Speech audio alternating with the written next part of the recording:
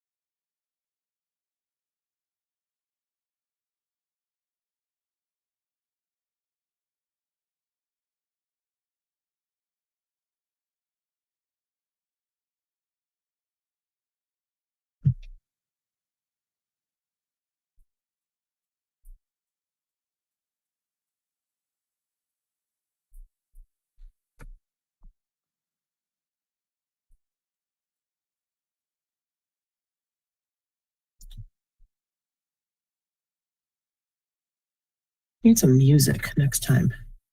Take a note. This is painful without music.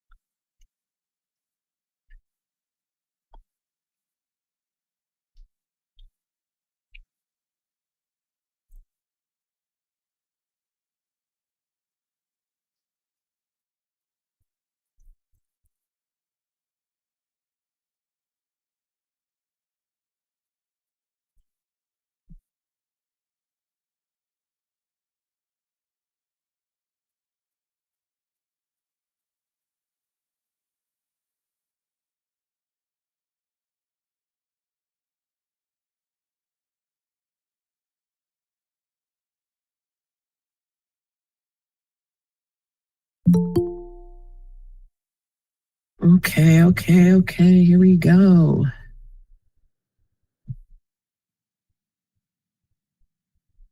Welcome, everybody. We are manning the chat, correct, team? Make sure that we're admitting anyone who needs to be admitted. Welcome, everybody.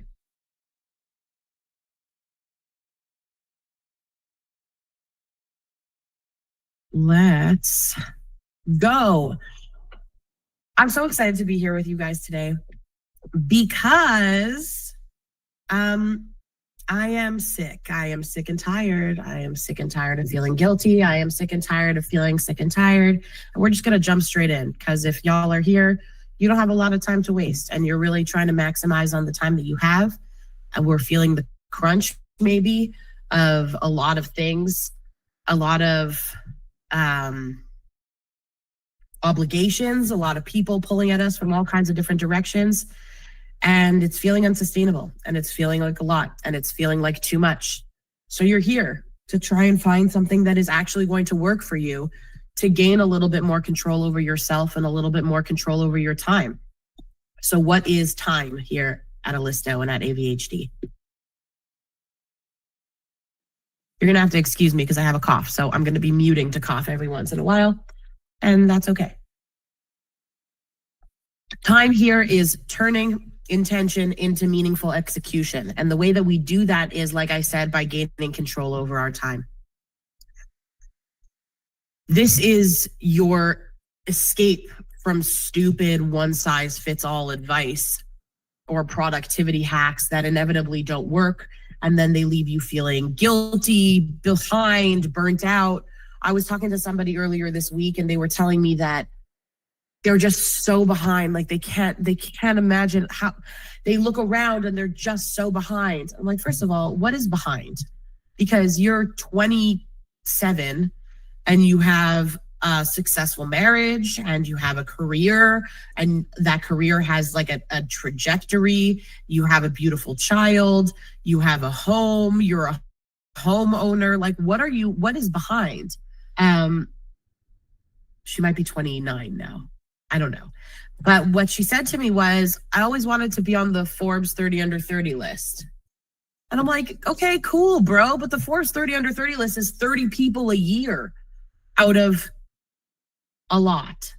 I don't know what the statistics are on that, but a lot of freaking people, like, I don't know, 2 billion, 30 people out of 2 billion a year. And you're going to punish yourself because that's not the standard that you're holding up to. And what would have worked better if like you had color coded better or planned better or like worked, put together the plan and worked the plan better, then you would have been further along what? To what end? For what purpose? Systems that we exist in are not designed for us. They're designed to take advantage of our resources. And if you are sick of that, then we need to throw out the rule book of everything you've been told, because everything you've been told is leading you towards productivity for someone else and not towards your own personal fulfillment, achievement, happiness, well-being, et cetera, et cetera, et cetera. And that's not good. So let's just jump into it. Like I said, if you are here, you're probably sick of productivity hacks. You bought the planner, you have the sticky notes, you have the system, the envelope system, or the color coding, or the whatever, or you found something this is going to be the thing. This is going to be the thing that's going to make me my best and most productive self.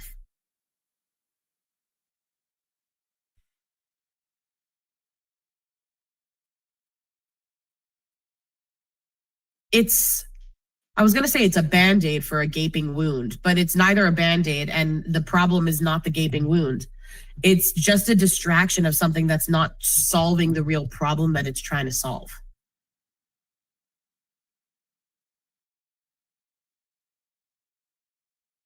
Sorry, I'm a little technologically challenged. Give me a second.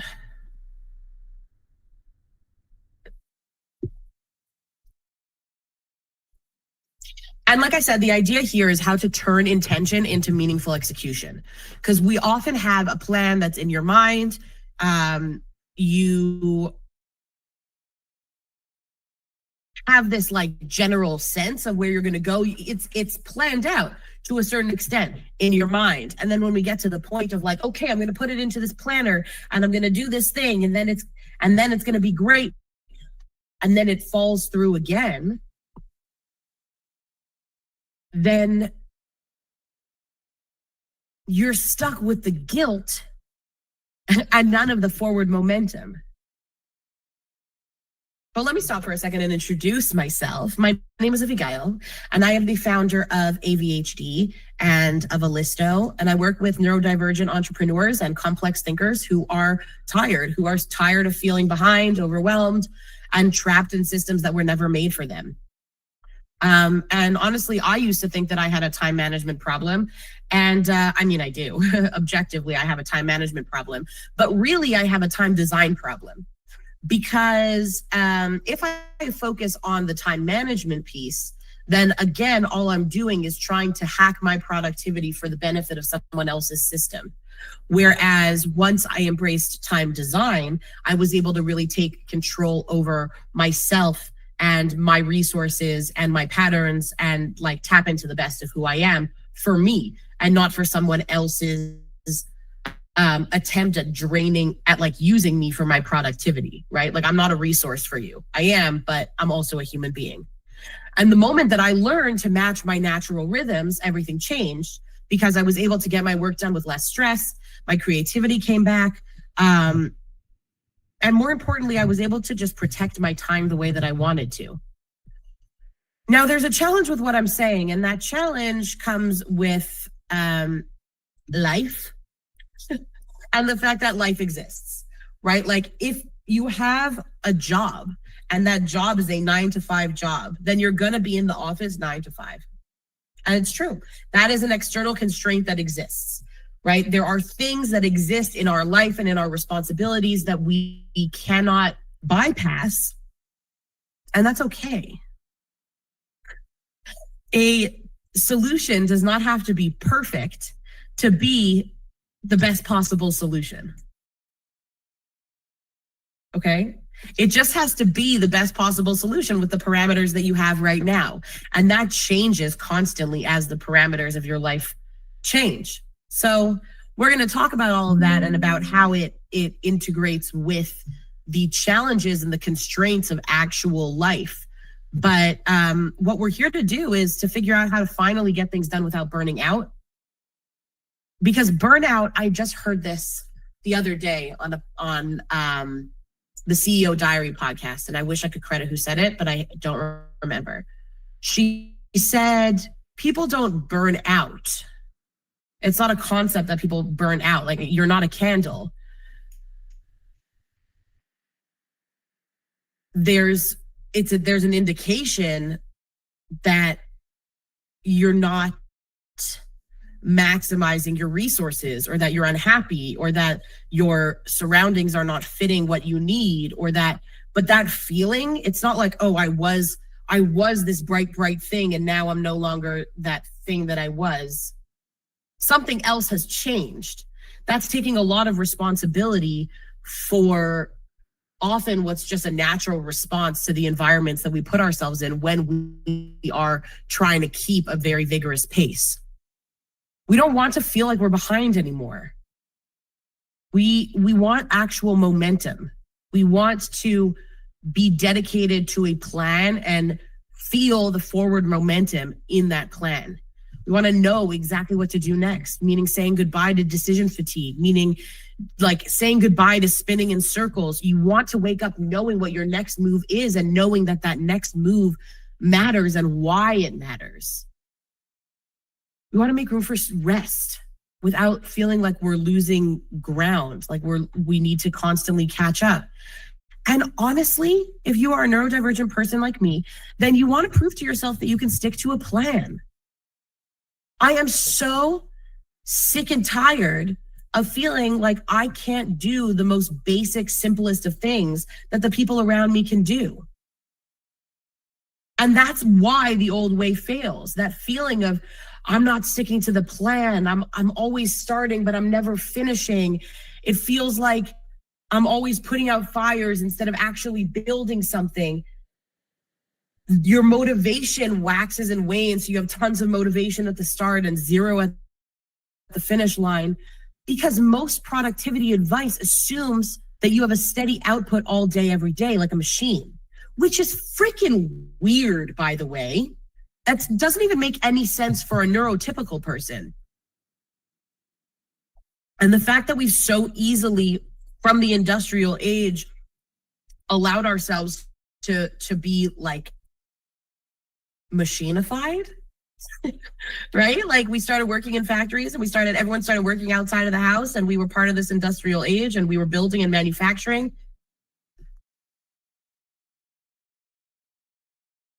excuse me. And and as humans, we were just like, okay, cool, this is the system, this is what we do now, and everyone just did that. But now we're in a technological age. So if we weren't machines that could do simple output, we're definitely not machines that can produce complex output at a steady rate all day long. We're not computers. Especially if you have ADHD or another neurodivergence.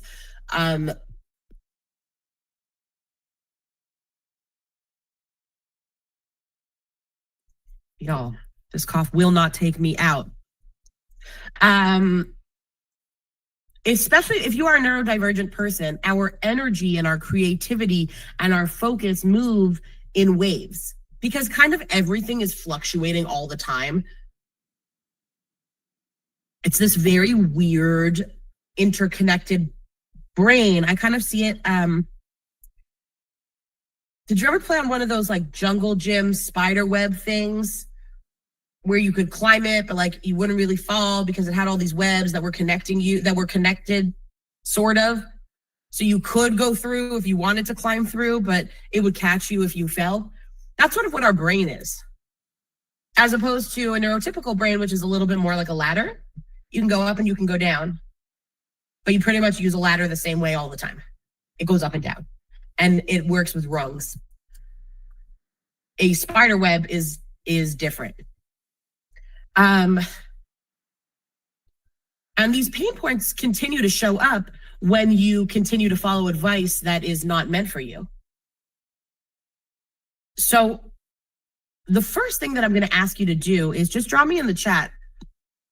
What time of day do you feel most focused?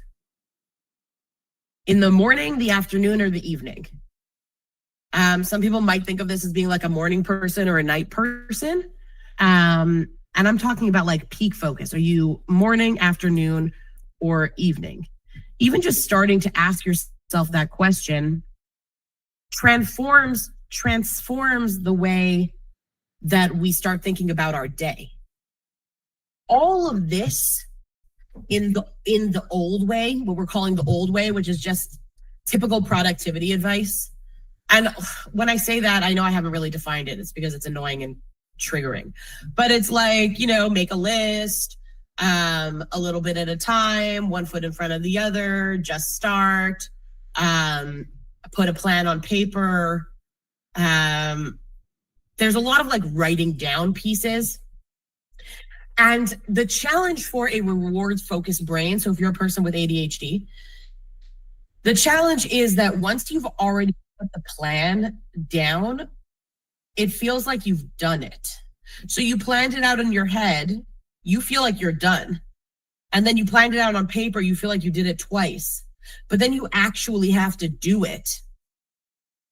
And like you're already done as far as you're concerned. That's challenging.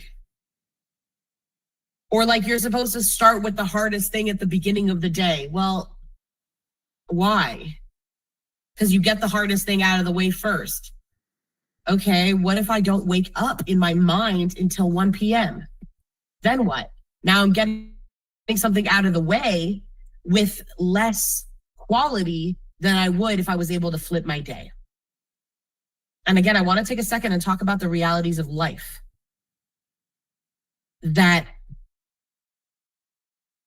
there's some things you can't control. If you work in a workplace and somebody else is defining your meeting schedule or is in control of your time in some way, you will have less control within this.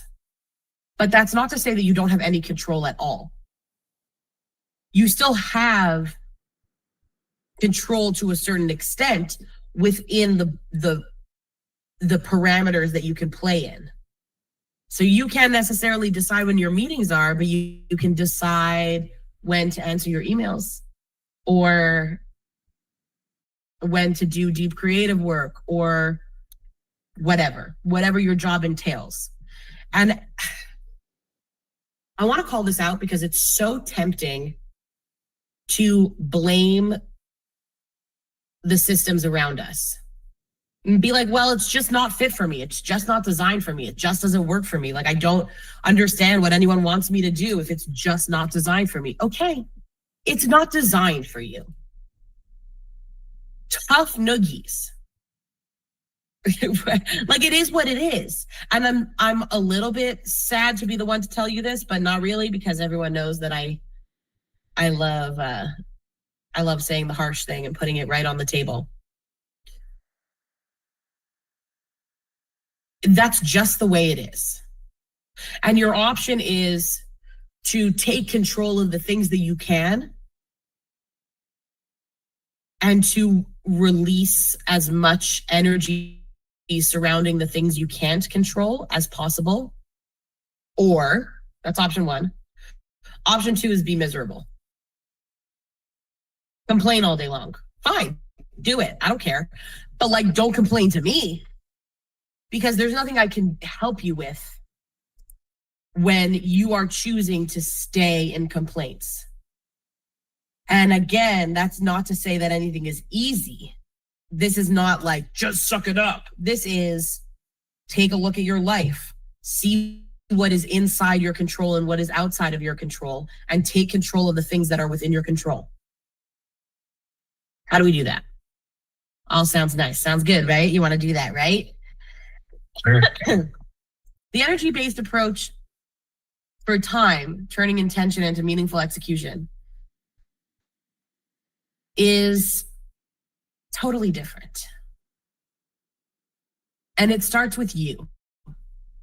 Because when we're talking about control, we're talking about, let's just do a little psychology 101 right now, okay? The locus of control. The locus of control is, I'm going to read y'all a definition, okay? Because it's been a while since I learned about it. Okay. The locus of control is a psychological concept that describes the extent to which individuals believe they have control over the events in their lives. People who have an internal locus of control, where they believe their own actions determine outcomes, or you can have an external locus of control, where you feel that luck, fate, or other external factors are in charge. Developing an internal locus of control is often associated with greater success, better health, and more proactive behavior, okay? What I am telling you is it's both. You gotta know what's in your locus of control and what is out of your locus of control. What is internal and what is external? Weather, external. How I feel about the weather, internal. Whether it's raining outside, external. If I have a raincoat and I'm prepared for weather eventualities, internal. If you have an external locus of control, you are always looking for the way to blame something else. You are constantly seeking out the thing that went wrong. You're constantly saying like, I have bad luck, you know, fate was not on my side. You might talk about the devil. Whereas somebody with an internal locus of control will take a look at their role in something and what they can do about it. For me, it's a little bit more being focused on the problem or being focused on the solution. There is nothing that I can do about the weather. There is 100% something I can do about my attitude towards the weather. And the thing that's going to determine whether I have a good day is not the rain outside, it's how I feel about the rain outside. So when we apply that same concept, you don't manage time, you design it around your energy, right? Because time, I have no more control over time than I do over the weather. Time exists. The clock, it exists. It does the seconds, the tick, tick, tick, and then the seconds turn into the minutes, and the minutes turn into the hours, and the hours turn into the days. This is what we've agreed on. This is how it works. And then whether or not we've agreed on, the sun goes up and the sun goes down. It is what it is.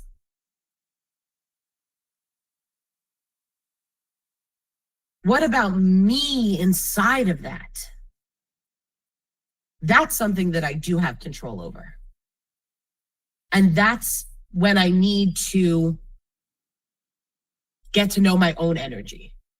So instead of cramming yourself into somebody else's schedule, just imagine with me for a second in an ideal world where you have total control over all of the things, okay? Because it's my opinion that with an internal locus of control, you have control over way more than you think that you do.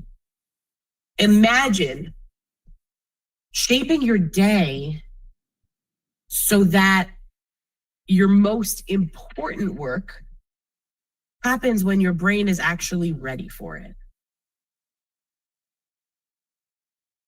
And I'm going to say something a little crazy right now.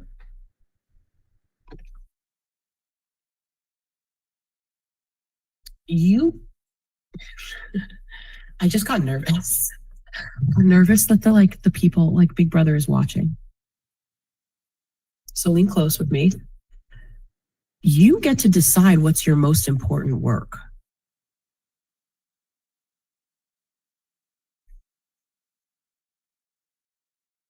And I know that we're in a time right now where we feel a little bit powerless maybe as individuals,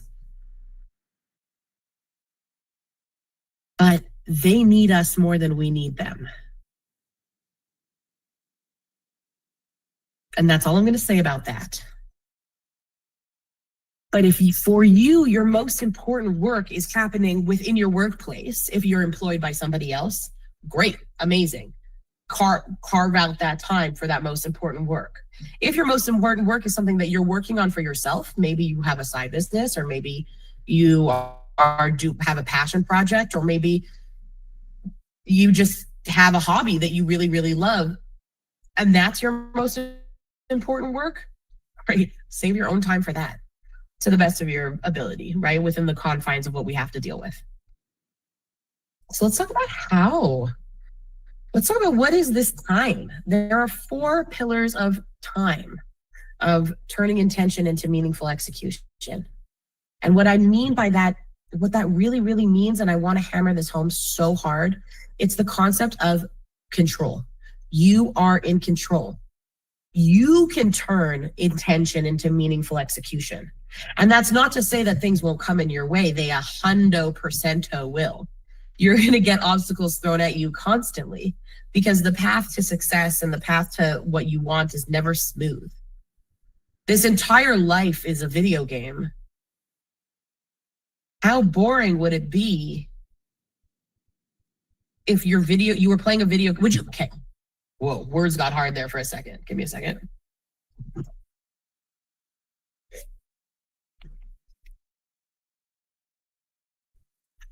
Would you ever play a video game in which the goal is to,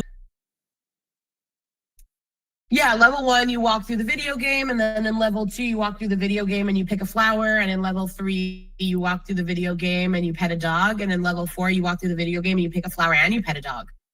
Would you ever spend your money on that game? No, that game freaking sucks. That game's not fun.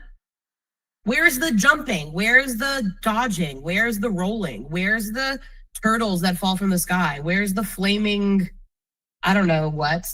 Where's the challenge? There has to be a challenge before I get to the next level. I have to beat the boss before I get to the next level. Otherwise, it's not a fun game. You're only here for a finite amount of time. We're here to play the game while we're here. And it's going to matter or not matter, however much it matters or doesn't matter. We don't totally have control over any of that. But we can play the game to the best of our ability. And there's always hacks in a game. I don't know if I'm talking the right language. I'm not a gamer. But there's always like shortcuts and cheat codes and whatever. There's all kinds of things. The point of what I was trying to say before I went on a rant about video games is that there are going to be obstacles that are thrown in your path. And that's a good thing, because that's the way we advance to the next level. You beat the obstacle, you beat the boss, you move to the next level. You save the princess and you pull the flag down, then you move to the next level, right? You get a little ding and a cheer and a song, and you grow, or whatever. Life is the same. That's not to say that when those things happen and when the obstacles are thrown in your path, that you don't still have control. And this is about taking that control and owning it and applying it to our lives. And honestly, frankly, never ever letting anyone's opinion of you, or anyone's feedback of you, or anyone's opinions about, I already said opinions, or anyone's decisions about what the framework of your life should look like. Don't let any of that influence you. I don't know why, but I'm super thinking of the Shawshank Redemption. Like, we need to be Andy Dufresne, where freedom is in your mind and everything is within your control. The way that we do that is by getting to know ourselves. Okay? Who are you in terms of your energy levels? Got to identify your natural high, mid, and low energy hours, and everybody is going to be different.